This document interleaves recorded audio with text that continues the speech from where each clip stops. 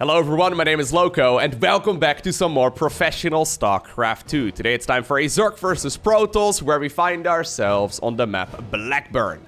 Spawning here in the bottom left-hand corner, playing with the blue Zerg drones from Canada, we have none other than Scarlett. Her opponent in the bottom right, with the red Protoss probes from the United States, we're looking at Neeb's main nexus. Now I'm excited for today. I mean, not only is it the Monday morning over here in the Netherlands, I mean, I love Monday mornings whenever I get to cast some StarCraft 2 again. I mean, I take Sundays off, and I didn't get to really, you know, play any StarCraft or cast any StarCraft yesterday, but I did watch a whole lot. So this particular series, it's from a tournament called DreamHack Fall, which, if you're watching this on the day that it goes up, it literally finished up, like, I don't know, 12 hours or 12 hours ago or so at this point of me recording it.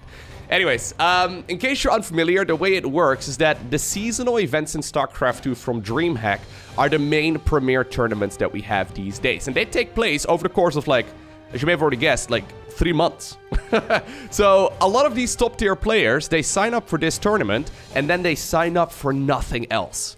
Now, since the tournament wrapped up, they just released the replay pack, and I've got tons of games that I can go ahead and cast right now, featuring Serral, Clem, Raynor, Dark, like all of the top tier guys, right? Which I'm really excited for. And obviously, Neeb versus Scarlett, I don't get to cast these two nearly as often as I would like to either. I haven't seen this game, so I'm excited to find out exactly what ended up going down right here on Blackburn. Now, this is a game that was recommended to me by several of you guys. So if you have an awesome game from this particular tournament, please let me know down below in the comment section of this video, because, I mean, there's so many games being played over the course of so many months. I don't even know exactly how many replays are included, but I think it's like, I think it was like 800 or something. I don't know. There's tons of games. I obviously did not see nearly that many live myself. So if you watched an awesome game, maybe, I don't know, on another YouTube channel, although obviously you guys only ever watch my YouTube channel, right? Maybe you watched it on Twitch. That would, yeah. You guys definitely wouldn't watch anyone else, right? Okay, good. No, but if you saw an awesome game, please let me know down below in the comment section, so I might be able to check it out as well. Now, this is a Zerg versus Protoss on Blackburn. And I've been a little bit critical of Zerg versus Protoss over the course of the last couple of months, because it's become a little bit stale. It's become very popular these days for Protoss players to sit back, go like double Stargate Void Ray, and then eventually 4 bases, and then into carriers, and then Zerg eventually rolls over and die. Or dies, rather. Like, that is my experience in a lot of the Zerg versus Protoss games. I'm assuming, since a lot of people suggested this particular match, or not a lot, like, I think it was like 3 of you. Anyways, I'm hoping it's going to be a little bit more exciting than that one. Or than that, because otherwise, you know, this video will probably never make it to the YouTube channel. And I'll just be talking to myself here, in, you know, the Monday morning. I mean, I guess I am talking to myself on the Monday morning. Either way, Scarlett right here is going to scout out exactly what is going on. It is going to be that Stargate start. Nothing all too surprising. One thing I've noticed over the course of like the last half year or so, of pretty much all of Scarlett's games, is that she seems to be very keen on ending the game as quickly as possible whenever she scouts Stargate.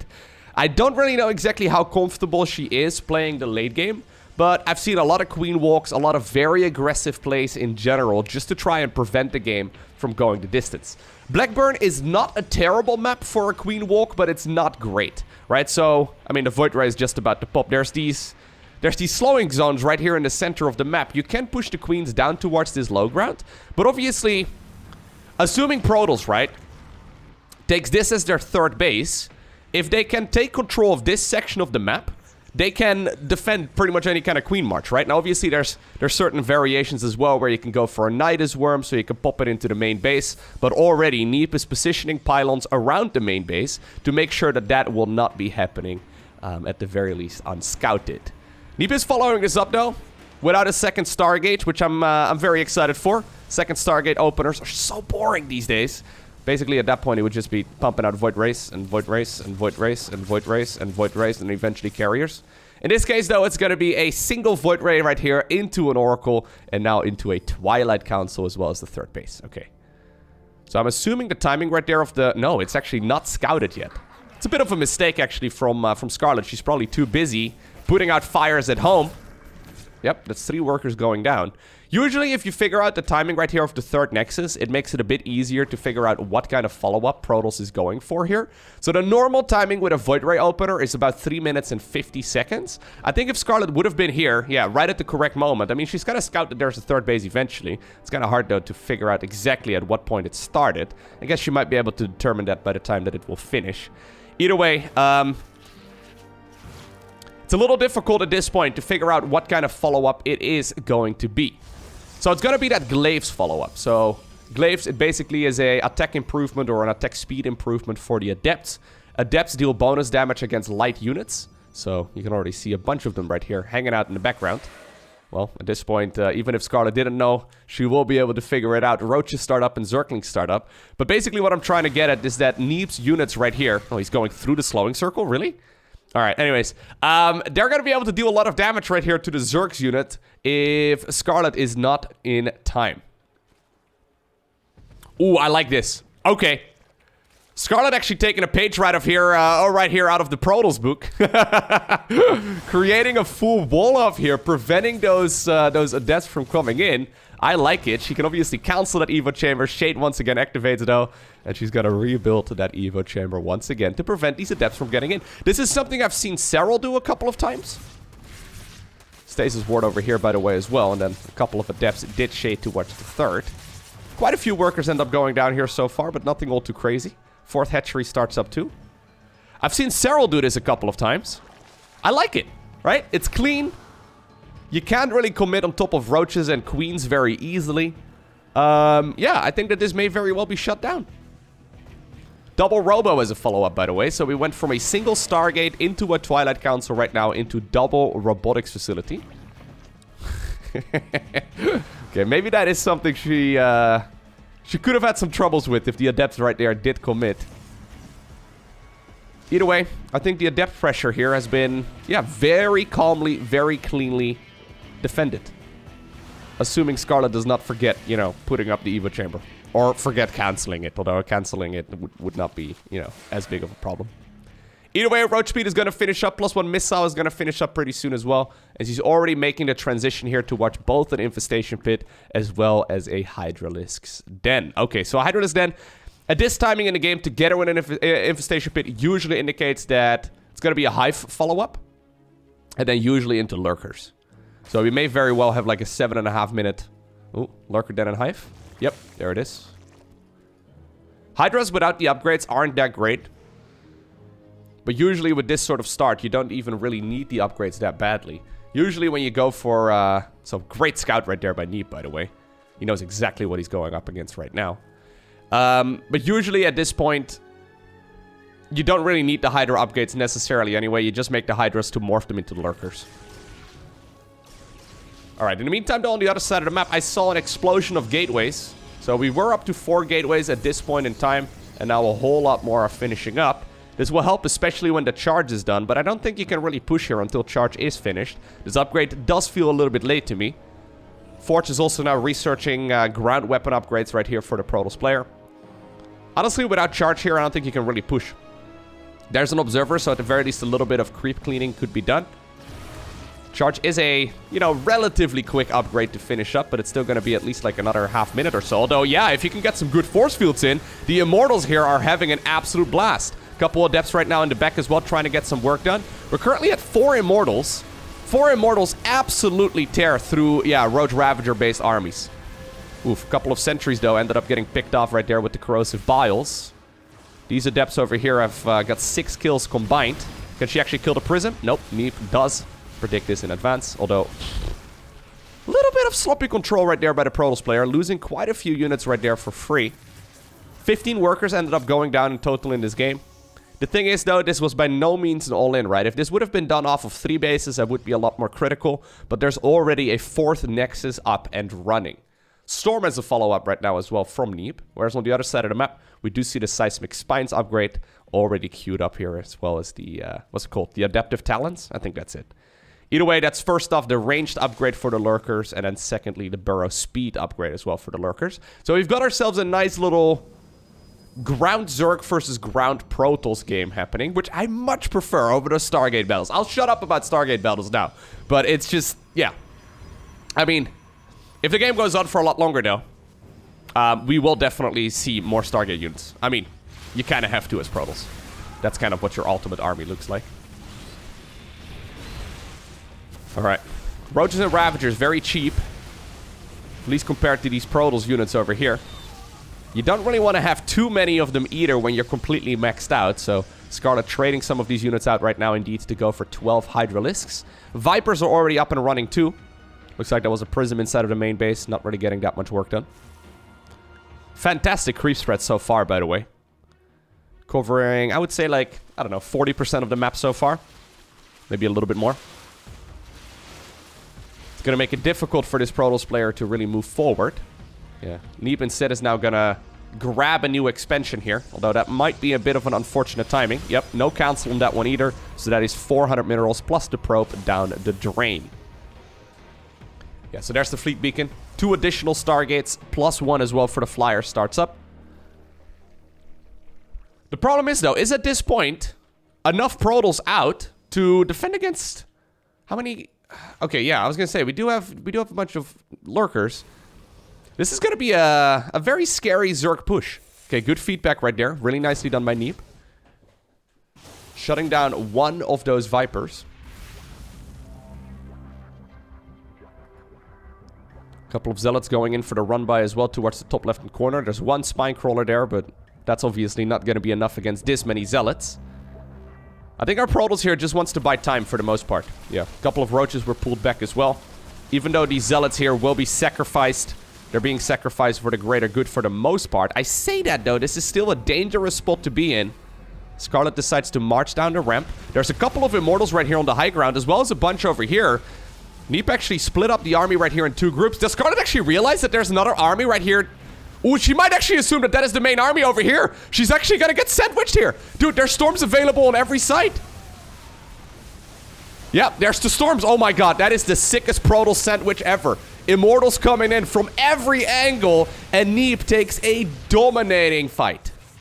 This is fantastic. Not only does this obviously clean up that Zerg army, it also buys time right here for apparently a Tempest transition?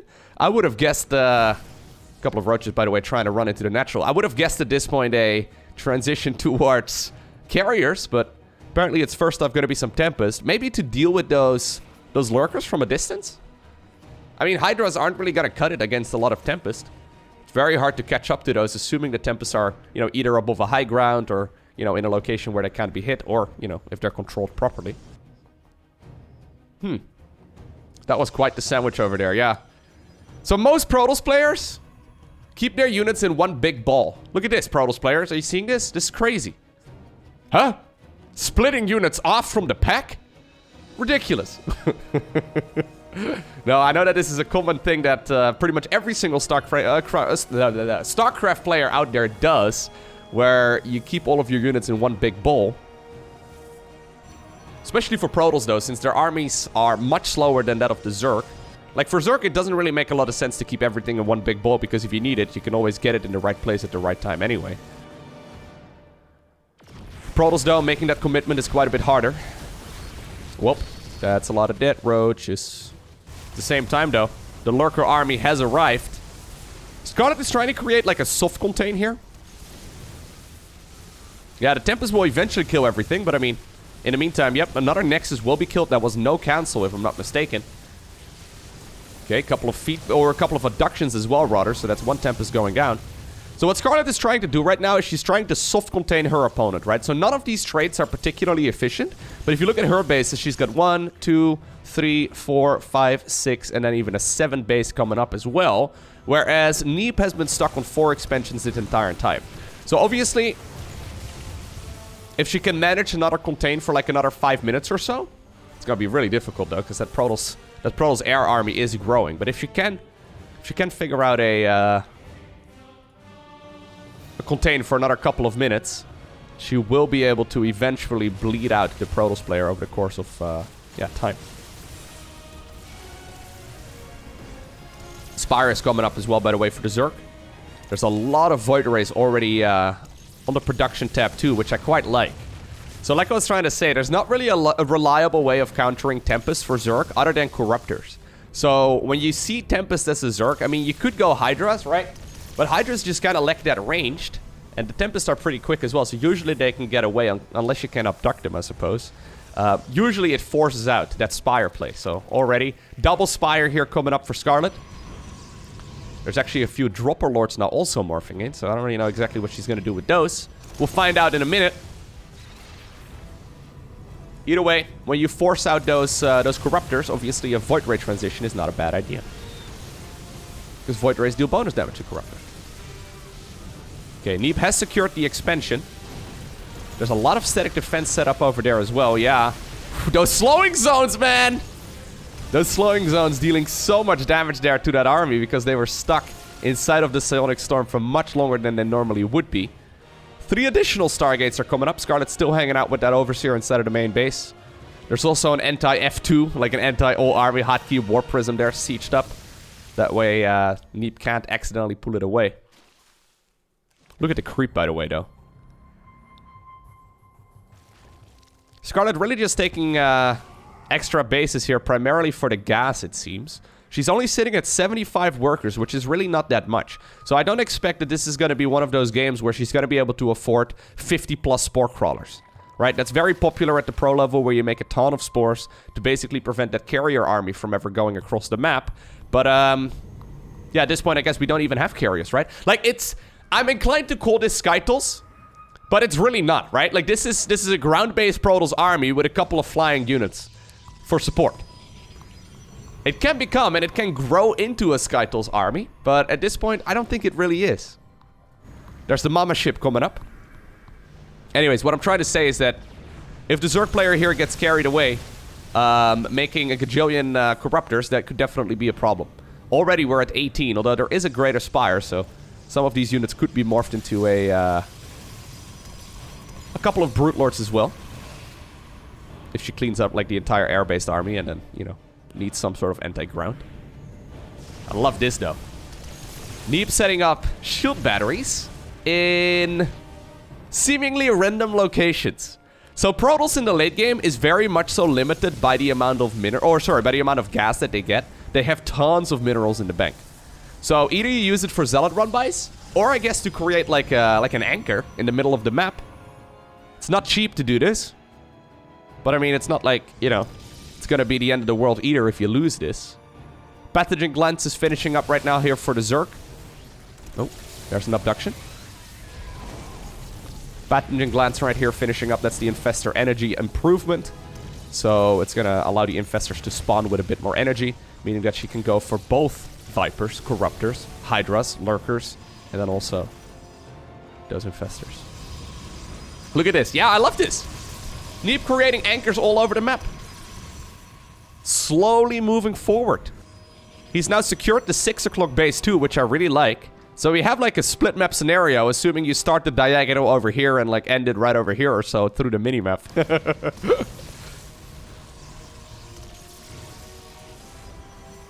Alright.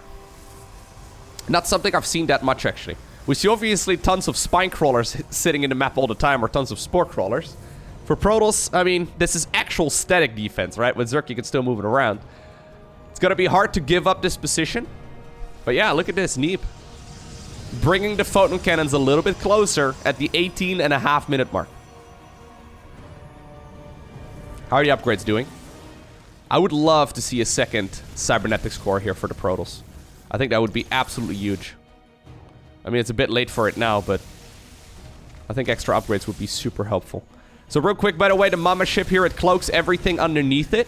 So at this point, Zerg, well, unless the spores are there, they don't see too much. There's a huge fungal growth, which is also a detector. Either way, it can be abducted. It cannot be neuraled.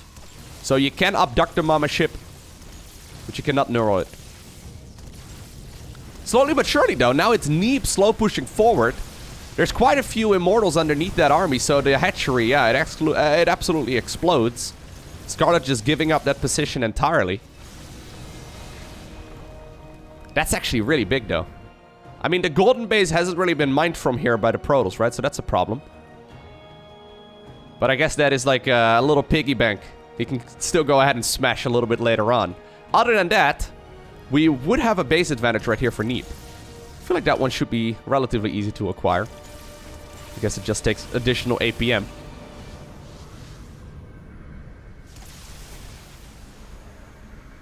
Five Oracles, by the way.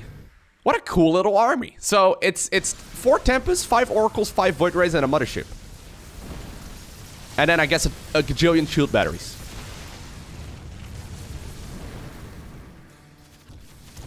Zerg is slowly upgrading the air weapons as well as the air armor, which is massive. Both players have large banks. So you can see right here their army value. They will be able to basically remax once again. If they lose the entire army, they can make the exact same army pretty much once more. I like this too, Stasis Wards. So I guess this buys Neeb enough time to continue his like slow push with the... That's actually kind of neat. Yeah, I kind of like that. So Neeb is putting down a bunch of Stasis Wards everywhere. I guess for his pylons to start up and then make a bunch of static defense around it because Zerg can't really push forward very easily. A couple of roaches have made their way across the map. It's not the time for the roach anymore, so I really do not mind seeing a couple of these roaches sacrificing themselves while killing a bunch of probes in the meantime. I mean, that's actually quite a lot of workers. Yeah, right now they're in the back of the 6 o'clock base too, since Neeb was maxed out. Couldn't really warp in any units to, like, get rid of these army units either. But, like, look at this. This is cool, isn't it? So, static defense after Stasis Wards. That makes sense. 2 more Stargates. A couple more Tempests. Not a single carrier so far. I really would love to see this Creep Tumor cleaned up, though. So, like, the Nexus can actually be acquired.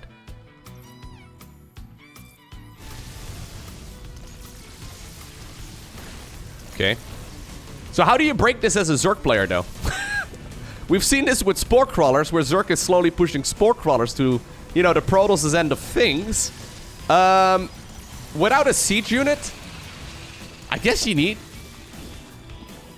Yeah, Brute Lords. Brute Lords and Lurkers are both siege units, obviously. So if you can get the Lurkers in a good range, that's one way of killing this stuff. But I think the Brutes are probably going to be more reliable, especially because of those Stasis Wards that were set up, right? If you walk the Lurkers a little too far forward, they're not even going to be part of the army. Oh my god. Neeb actually taking one of the bases that usually belongs to the Zerg. He's got to be careful, though. There's those Dropper Lords, by the way. Neeb's got to be careful, though. It's becoming a little bit too ambitious. Right now, we're at the edge of creep. This is creating what seems to be a chokehold on the Zerg army, though. Yeah, the Stasis Wards are huge. So not a single carrier. That's actually really cool. So it's... The Stasis Ward into static defense and then Tempest on the back of it. This is like slowly choking the Zerg player out, isn't it? Yeah. Now the natural expansion is going to be in some trouble. Few Hydras, apparently. Being a bit adventurous, trying to get rid of some of that static defense in the middle of the map. Shield batteries can't quite out-heal that. Infestors loaded into Overlords. Not 100% sure what the deal with that is. Neeb now walking into the natural expo of the Zerg player, while simultaneously pushing the 12 o'clock position as well. There's the Mama ship abducted, though, and there it goes. That's minus 400, minus 400. Here come the Brute Lords a little bit further forward as well. Okay, there's still a couple of... Okay, Stasis Wards over there, but they only managed to put 2 of those Lurkers into Stasis. Double Spire gets picked off, I think. The upgrades weren't quite done yet for that. Okay, so here's the Protoss army stuck in a corner. Obviously, keep in mind, he can always recall on out of here. 12 o'clock base, killed by those Immortals that were previously guarding the top right-hand corner, and indeed, the recall does happen. Recall always goes to the closest by Nexus. Neeb finds himself in a bit of a better spot once again as far as his army positioning goes. But I've got a feeling that this may very well all be cleaned up. This is a very large amount of resources that Neeb invested into this expansion. Scarlett ended up losing a ton of army there as well in the process, but she can remax this. She was also upgrading melee, if I'm not mistaken. Yeah, so she definitely could flood like the map with a whole lot of +3 Adrenal Gland Zerglings too. Temp is not quite as scary as carriers, I don't think, so... Now that the Corruptor count is extremely high, yep, the Tempests can just get picked off one at a time. Nice abductions here. Brute Lords and Lurkers moving forward. Did Neeb just overextend here, right? Did Neeb just actually overstay his welcome? So one spire was made. So the +3 never finished up for the air weapons. 6 o'clock base, slowly being picked off as well by the Brute Lords. That can actually stay on top of the lurkers here too, which makes it very difficult for the Protoss player to engage. You only really need a couple of Brutes to finish this job. At the same time, there's Brute Lords now working here as well on the static defense a little bit further up north. There comes some Zerglings too. Oh, how the table turn, or no, the turntables. Michael Scott, right? Anyways, Neeb right now, the one who is forced to abandon the static defense, loses a couple of bases, decides to go for the counter instead. So with the amount of Corruptors available, Neeb has been producing a ton of Void Rays. A little bit of AFKing, that's not a good idea. Prismatic Alignment eventually does activate. There's some decent storms as well, although definitely some overstorming. Parasitic Bomb there available too. Fungal Growth. Okay. Yeah, when the Archons aren't underneath, the Void Rays, the Corruptors actually have a pretty easy time when there's this many of them. There's a weird dynamic, like if you make like 5 Corruptors versus 5 Void Rays, the Void Rays absolutely smash them. But it's something like 20 or so Corruptors, you can one-shot the units and then, you know, go back and forth. Recall, is it available? I think you might need to get out of here, don't you? I mean, a lot of those Protoss units are running so low on health right now. A couple of units do indeed get recalled, but I'm seeing a few of the units still remaining behind. That is an awfully expensive set of units to lose right there for the Protoss player. The Brute Lords, though, a little bit slow, a little bit late to the party. That one Immortal shouldn't be enough, right? Nah. But the Brute Lords now throwing some additional Brutelings. It is going to stay alive for a little while longer.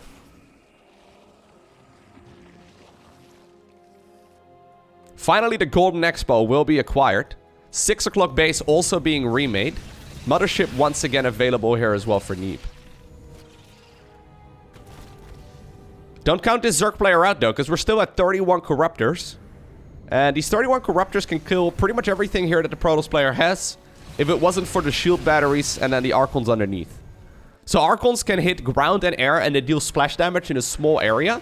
And obviously, since Corruptors, you know, when you want to, like, stutter step them, they have a tendency to split up. Or sorry, to stack up. The Archons can absolutely demolish it. Here come the Brute Lords as well. The Mama Ship, Mama Ship, Mama Ship. I love that Time Warp positioning. Time Warp here is super nice. Slowing both attack speed as well as movement speed there, so Corruptors can't really stay in it for very long. Decent couple of storms come up, though. Another huge storm happens there, and actually I just see an additional 10 or so Void Rays gliding down from the main base. Scarlett, while still having a lot of minerals there in the bank, was absolutely broke when it came to the gas count, and therefore she had to tap out. I hope you enjoyed watching today's video. If you did, hit that like button down below. If you want to see more, make sure you hit that subscribe button so you get notified as soon as future videos go live. I post pretty much every single day to this YouTube channel and daily as well to my second YouTube channel, which is where I post completed games that I have streamed on Twitch. A link to the second channel is down below in the description of the video. Anyways, for now, thanks for watching. Have a great day. Don't forget to smile. And I'll see you once again in the next one.